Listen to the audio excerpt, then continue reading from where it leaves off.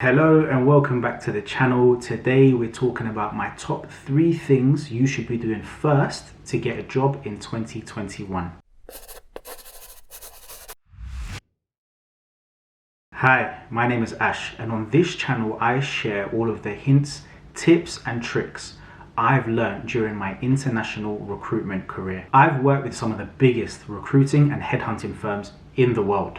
And now I lead the recruitment for one of the fastest growing UK tech startups based here in London. I've seen and made some of the biggest mistakes, so you don't have to. Now, a lot of people are going through a really tough time at the moment with this pandemic, and if you're someone who is looking for a job or finding yourself on the job market, you really do have my thoughts and prayers. But let's give you some practical, actionable tips you can do to supercharge your job search. Number 1, sort out your CV and LinkedIn profiles. I could probably talk about CVs and LinkedIn profiles all day long, but if you sort this out, then you're well on the way to getting your CV, your LinkedIn profile in front of the right hiring managers. With no exaggeration, recruiters can review hundreds, if not thousands of CVs on a daily basis.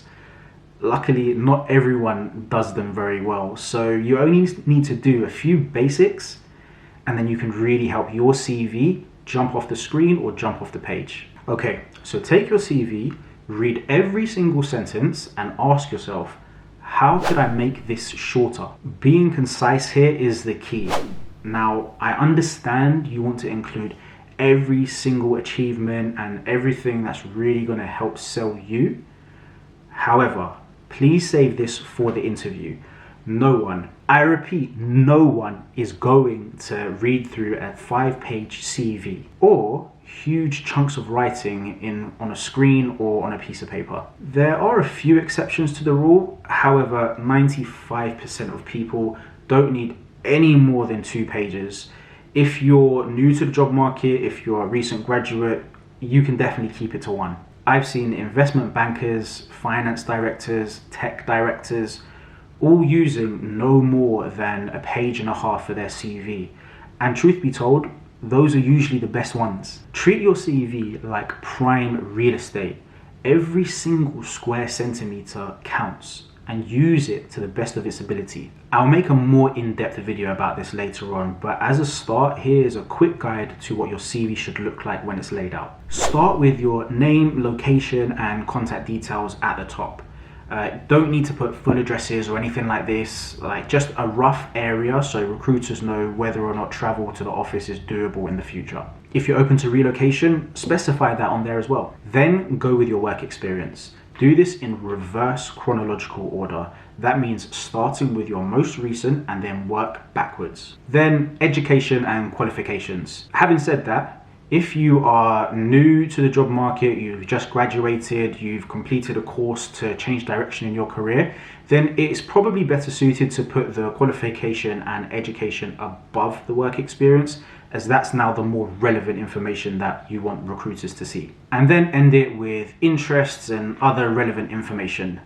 Some people tend to skip this part, but me personally, I really enjoy reading what people's interests are, and it can always be a great form of rapport building over the phone or a conversational piece to discuss when speaking to candidates. So definitely include it. No need to put references available on request. It takes up valuable space, and trust me, if they want a reference, they'll ask for a reference. Now, there are many fun and interesting ways to lay out a CV, and I'm not saying this is even the best way to do it, but if you are struggling, then you can't go wrong with this layout. The general principle here is to keep things as relevant as possible. What makes you perfect for the role? Do these points jump off the screen? Make it obvious for the person who's reviewing your CV. If you have to, just bold specific areas to make sure they don't miss it. Number 2, be proactive. I couldn't tell you the amount of times I've spoken to someone about their job search, and the most they've done is submitted their CVs on some job boards and never even followed up. I get it. Looking for a job is not fun at all, and over the last year it's been made even harder.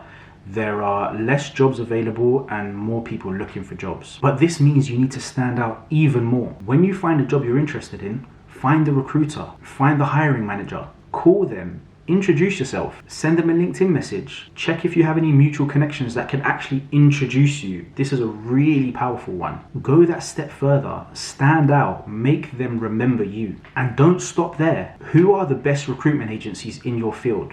Find out who they are. They'll want to speak to good candidates that they can place and, let's be honest, make money from. Build a relationship with them. The best recruiters out there will have access to jobs that might not even be on the market yet. That could be your job. Make sure you're the person this recruiter thinks of when that job becomes available. Number 3, prepare. We all know the famous quote, right?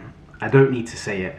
Write it in the comments in case someone doesn't know. But please, when you come for an interview or even that initial conversation with the recruiter, come prepared. This doesn't mean you need to know the year the company was founded, how many global offices they have, and where all these offices are based. Yeah, I did all of those things coming out of uni. Have a look at the hiring manager's LinkedIn profiles. Again, do you have any mutual connections? Did you go to the same university? You could find a gem that will really help you build rapport with this person and make sure they remember you. True story, I was speaking to someone recently for a senior role in the business I work for, and he said to me, I was looking on LinkedIn and I've seen so-and-so is currently in this position. What's the situation with them? Am I going to be working with them? Am I going to be reporting into them? I couldn't believe it. Like, this person had obviously done their research, and it showed to me they were super interested in the position, in the company, and they were really bought into the process. And of course, please, please, please, find out what the company actually does and how they make money. If you're interviewing for a Coca-Cola or an Apple or something like that, then your research is obviously going to be a lot shorter. Maybe look into the aspects of the business that not everyone knows about, and this will help you to stand out as well. But if you're speaking to someone from a tech startup, for example, and they may have a slightly obscure or unique business model, if you can demonstrate that you've gone out of your way to understand what it is they do, number one, you're going to save them 5 to 10 minutes describing it in the interview. But number 2, going back to what we were saying before, like, it really helps you to stand out and look bought into the process. It shows you've taken a genuine interest in their business. Now, those are my 3 quick top tips to get a job in 2021. I've got loads more content like this coming, so hit the subscribe button, press like, and press the little bell to get notified every single time I drop a new video. That will be on a weekly basis.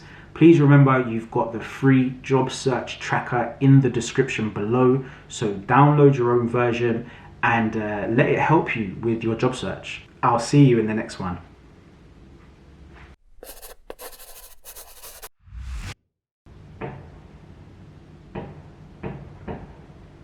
Fireworks. They decided to do fireworks whilst I'm recording my first videos. Banter.